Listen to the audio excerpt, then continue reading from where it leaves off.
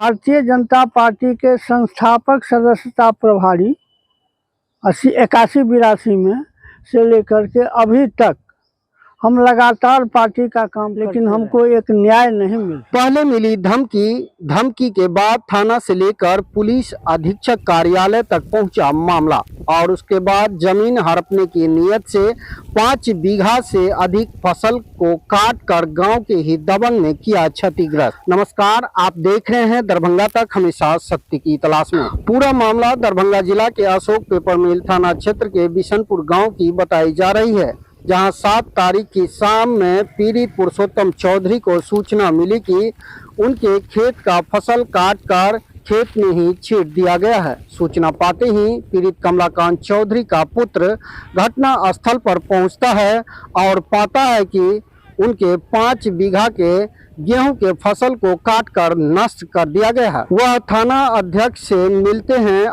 लेकिन थाना अध्यक्ष कोई सुनवाई तो दूर, पीड़ित से मिलना भी उचित नहीं समझते हैं। उसके उपरांत पीड़ित नगर पुलिस अधीक्षक शुभम आर्या का दरवाजा खटखटाते हैं, जहां उन्हें आश्वासन मिलता है कि सीओ के दरबार में जाएं। वहीं पीड़ित कमलाकांत चौधरी के पुत्र कहते हैं कि हायाघाट सीओ और एपीएम थाना प्रभारी की मिली भगत से गांव के ही दबंग दिवेश चौधरी ने पहले उन्हें धमकी दिया कि उनका फसल बर्बाद कर देंगे और 7 अप्रैल को उनके फसल को नष्ट कर दिया गया। उन्होंने प्रशासन से गुहार लगाते हुए कहा कि फसल क्षतिपूर्ति की जाए और साथ ही साथ जिन्होंने इस कांड को अंजाम दिया है उस पर कड़ी से कड़ी कार्रवाई की जाए। उन्होंने आगे कहा कि थाना प्रभारी सुनना ही नहीं चाहते हैं और जब कभी पीड़ित पक्ष गेहूं काटने की बात करते थे तो उन्हें यह कहकर रोक दिया जाता था कि उस पर 144 लागू है। क्या पैसे के बल पर अपराध छुपाई जा सकती है? क्या है आपकी राय? कमेंट बॉक्स में जरूर दें। आपके अगल बगल में कोई भी आपराधिक हलचल दिखे तो जल्द नजदीकी प्रशासन को इसकी सूचना दें। का नाम श्री कमलाकांत चौधरी मेरे साथ करें। घर बिशनपुर हुआ, अशोक पेपर थाना अंतर्गत गांव पड़ता है मेरा।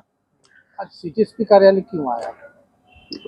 कुछ दिनों से मेरे कुछ अड़ोसी पड़ोसी जो है वो अफवाह फैला रहे थे कि मेरे गेहूं पर 144 लगा हुआ है।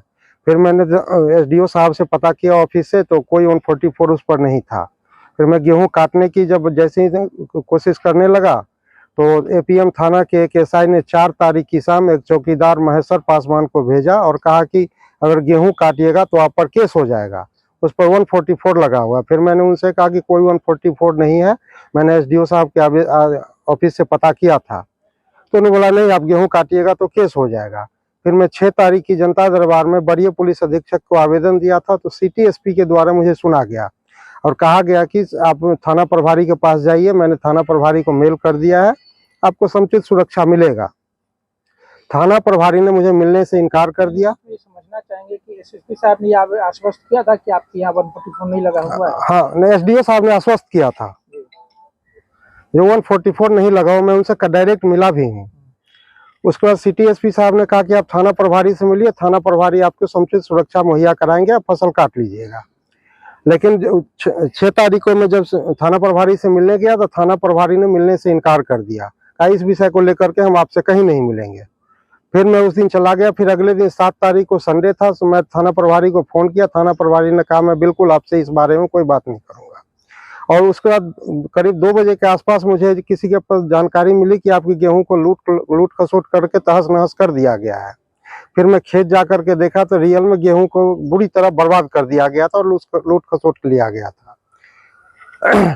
फिर मैं यहाँ जनता दरबार में सोमवार को 8 तारीख को मैं वरीय पुलिस अधीक्षक के यहाँ आवेदन लेकर के आया, तो एक इंस्पेक्टर साहब बैठे हुए थे। वो थाना प्रभारी को फोन किए, जैसे ऐसे कंप्लेन आया है। तो थाना प्रभारी ने कहा कि नहीं, वो पार्टी खुद गेहूं डैमेज किया है और काटा है, उसके ऊपर 188 का केस होगा। और जो कि 144 जब है ही नहीं तो 188 का कोई मतलब ही नहीं बनता।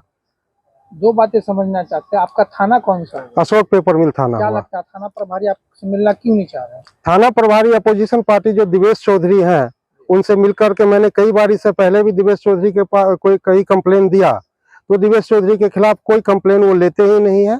क्योंकि दिवेश चौधरी के बारे में एक जानकारी दे दूं, वो पेशेवर माफिया है, कई लोगों का जमीन इसी तरह कब्जा करते चले आ रहे हैं। इससे पहले लक्ष्मी नारायण चौधरी का भी जमीन कब्जा किया था और मेरा जमीन इसी तरह कई बार कई प्लॉट पर कब्जा करने की कोशिश की उन्होंने। मैंने थाना प्रभारी को कई कंप्लेन दिया लेकिन लेने से मना कर दिया। फिर मैंने बाय पोस्ट थाना प्रभारी को भी दिया लेकिन उस पर भी कोई कार्रवाई नहीं हुई। आप चौधरी आपके संबंधी है क्या? हमारे फरीक देहात में है।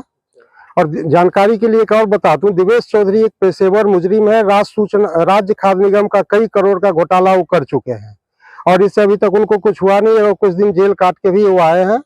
वो कह रहे जब मेरा तो कुछ करने वाला कोई है नहीं तो थाना और विधायक वगैरह सब मेरे पॉकेट में है और ये मेरे साथ जो हो रहा है मैं इस हिसाब से तो यही देख रहा हूँ। गेहूं काटने की बात कह रहे हैं आप, जी। 6 तारीख की घटना है ये 6 तारीख की रात को घटना है। कैसे आपको सूचना मिली? किसी वही वहाँ जो अगल बगल में लोग रहते तो उन्हीं के माध्यम से हमको जानकारी मिली कि आपके गेहूं को तहस नहस कर दिया गया और लूट लिया गया है। किसने लूटा आपकी गेहूं का? दिवेश चौधरी है, पिताजी के स्वर्गीय सूर्यनारायण चौधरी है, दिलीप चौधरी है, अशोक चौधरी है, इनके पिता स्वर्गीय हनुमान प्रसाद चौधरी है। ये तीनों बिशनपुर गांव के निवासी हैं और 4-5 लोग बसहा के हैं, तपेश्वर चौधरी, देवेंद्र चौधरी, महेंद्र चौधरी, भोगिंदर चौधरी, इनके पिता स्वर्गीय लुटन चौधरी हैं और 3-4 लोग इनके साथ थे उस रात। आखिर आपके गेहूं को नष्ट किए, इसके पीछे का क्या मंशा लग रही है? मंशा जमीन कब्जा करने का मंशा है और कुछ नहीं है। आप जब खेत पे गए तो क्या देखे? गेहूं बुरी तरह छत बिछत है, धंगा हुआ है, छीट से इधर से उधर पूरा फैला हुआ है। आप लोग चाहे तो एक बार खेत चल के देख सकते हैं। गेहूं अभी भी वैसे पड़ा हुआ है। आज सिटी एसपी के पास मिले, क्या आश्वासन मिला? सिटी एसपी ने कहा कि आप सीओ साहब के पास चाहिए, अगर वो क्षति अगर साबित कर देते हैं तो हम डैमेज करेंगे उसके ऊपर। कोई प्राथमिकी के लिए कोई अभी तक मुझे आश्वासन नहीं दिया गया सिटी एसपी के। मिला है? नहीं, मिलेंगे।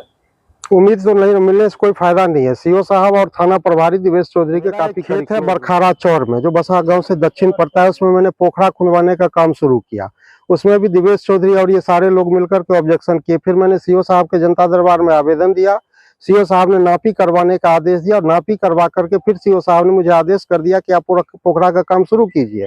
तो पिछले साल मैंने काम किया, इतना करने में काफी लेट हो गया, बारिश हो गई, पोखरा का काम पूरा हुआ नहीं।